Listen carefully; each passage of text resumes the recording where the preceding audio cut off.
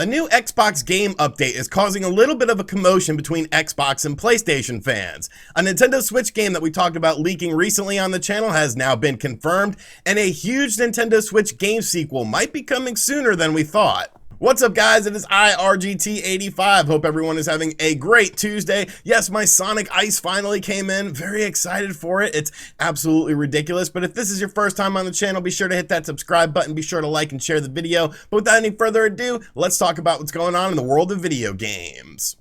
So the Xbox Series X is a console that I actually really enjoy. I picked it up last year when it initially came out, and I've been playing a lot of games on it. A lot of stuff on Game Pass is really fun to check out. Of course, all the upcoming Microsoft first-party titles and Bethesda titles will be coming to Xbox Game Pass. There's a ton of different games to play, and of course, you have a lot of power with this system. And with this additional system power, we've been seeing game updates come along that really enhance a lot of games that originally released on the Xbox One. And now we're seeing it once again with Hellblade: Senua's Sacrifice, which got a free update yesterday for the Xbox Series X and the Xbox Series S. So as far as this update is concerned, the game is now optimized for the Xbox Series X in a way that it wasn't done before. You can get 1080p with a maximum frame rate of 120 frames per second, or you can get a resolution mode that offers 4K dynamic visuals at 60 frames per second, or you can actually get ray tracing on this game now that will run at 30 frames per second, all on the Xbox Series X. There's some additional updates in the game as well. They've updated some of the materials, particles, and details of the game, and there's now a chapter select as well. Now, Hellblade: Senua's Sacrifice was a game I really enjoyed. I actually didn't play it until it came out on the Nintendo Switch because, I don't know, I like to play third-party games on the Switch because it's fun to see how these games made the transformation. But of course, this was not just a Xbox game. This also came out on PC and the PlayStation side of consoles. And the PlayStation is actually not getting a free update for their version of the game to optimize it for the PlayStation 5. The PC is getting an update, but not the PlayStation. So it's really a debate that we've been seeing a lot of times when it comes to the Xbox and the PlayStation. Companies on the PlayStation side of things seem to like to charge for the optimizations. Now, of course, some of the games that offer optimization, such as Ghost of Tsushima and Death Stranding, do feature additional content. But looking at like third-party games and things of that nature, you often see these updates that are coming to the Xbox and the PlayStation 5 as a charged upgrade in order to upgrade to the better version. But with Microsoft first-party titles, you're seeing so many of these games get free updates to where you don't have to do anything. As long as you own the game or play the game on Game Pass, you're getting the optimized experience for the Xbox Series X. So if you own a copy of Hellblade on the PlayStation family of systems, I could definitely see why you would be upset with this because they're not doing a next generation patch for it. And it would be really nice to see this game optimized for the PlayStation 5 because the trailer they released for Hellblade: Senua's Sacrifice is absolutely gorgeous. Now, this isn't a super long game or anything. I believe it took me like 6 or 7 hours to finish it, but I did enjoy my time with the game. And I think I am going to play it through again on the Xbox Series X because I really want to see what they did with the visuals of this game. Next up, about a week or so ago on the channel, we of course talked about a new game that was potentially leaked for the Nintendo Switch with Darksiders 3. Of course, we have Darksiders 1 and 2 on the Nintendo Switch, but Darksiders 3 never made the jump. This game was originally designed with the Xbox One and the PlayStation 4 in mind. It definitely sort of deviates from the Darksiders formula that they incorporated in 1 and 2, kind of more like a Soul-style game, but it was going to be interesting to see if this game was going to make the jump to the Nintendo Switch. Well, now we have confirmation from THQ Nordic that yes, indeed, Darksiders 3 is a reality for the Nintendo Switch, and it's coming out pretty soon. It's actually coming out on September 30th for your Nintendo Switch. Now, Darksiders 3 on the Switch will also include the Keepers of the Void and the Crucible DLC that was available in the original version of the game, and something that I alluded to in my previous video was that usually THQ Nordic does a good job of pricing these games when they come to the Nintendo Switch. Yes, they usually come later, but everything we've seen from THQ Nordic has been very reasonably priced, and once again, we are seeing that with this game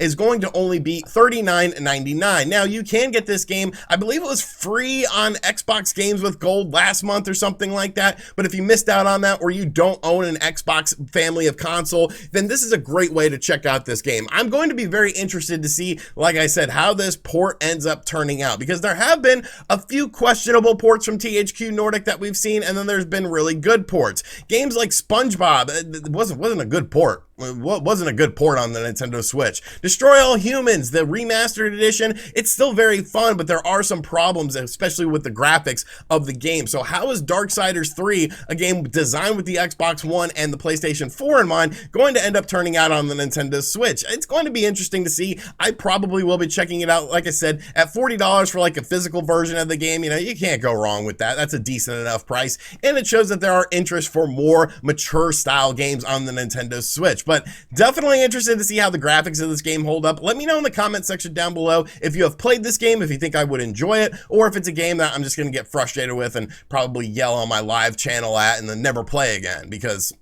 I kind of got anger problems. And finally, when you look at the games lineup for the Nintendo Switch in 2022, you quickly start to see one thing.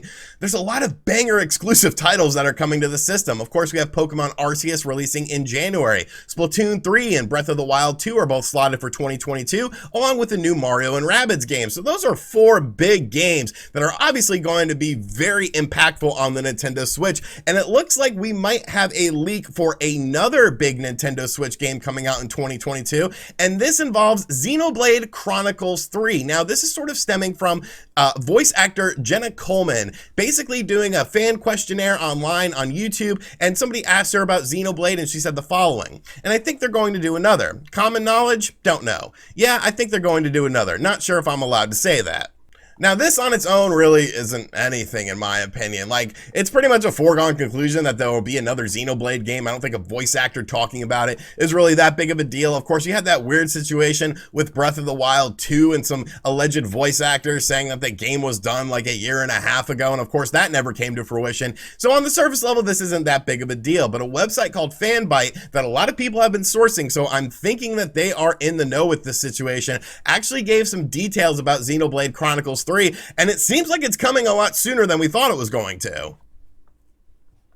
So allegedly, this game is going to be a direct sequel to Xenoblade Chronicles 2. The ending of the trilogy takes place in the far-flung future, with a few returning characters who have outlived their human counterparts from both Xenoblade Chronicles and Xenoblade Chronicles 2.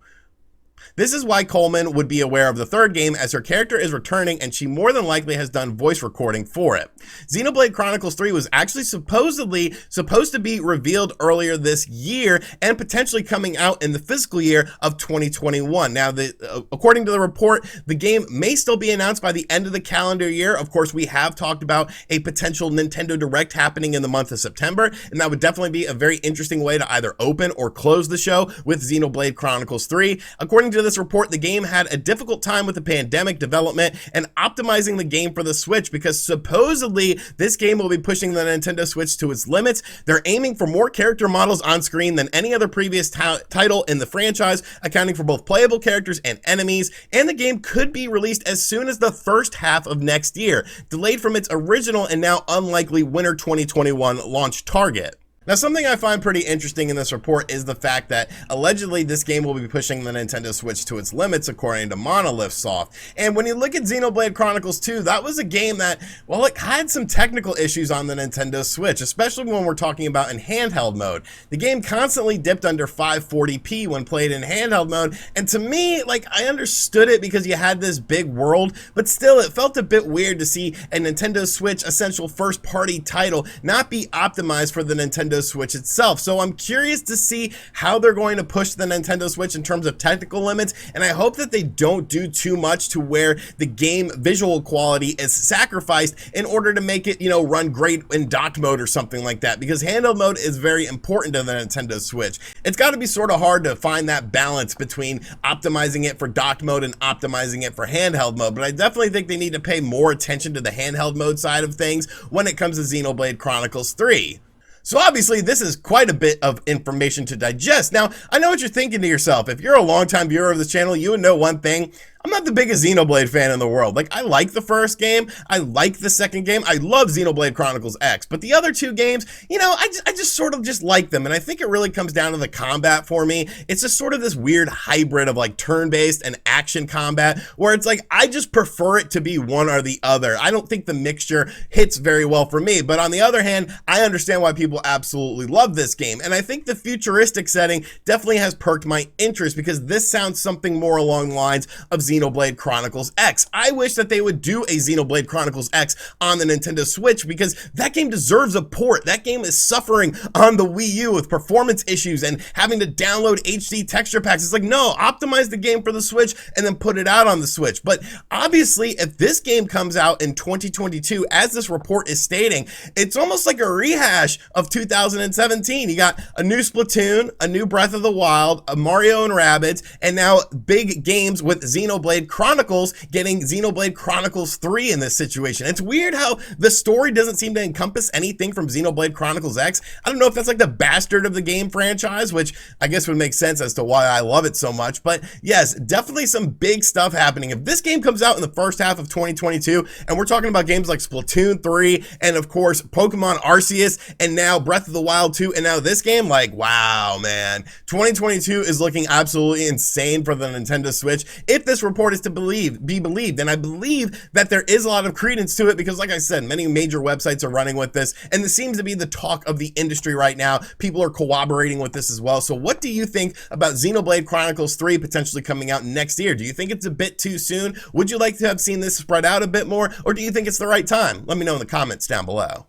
Alrighty, so that is going to do it for today's video. I hope you guys enjoyed it. Be sure to let me know what you think of everything in the comments section down below, including what do you think of the Sonic Ice? I might wear this again, I don't know. The clamp on this was such a pain in the ass to undo. Like, I've never used a clamp like this before, and like I had to like watch a YouTube tutorial because I'm an idiot. But yeah, let me know what you think of all the news. Let me know what you think of the Sonic Ice and the MDK shirt. MDK all day, baby. And as always, guys, thank you for checking out this video. If you are new to the channel, be sure to hit that subscribe button. Be sure to like and share the video. And yes, as I stated on the Spawncast, I don't like horses. Horses creep me out.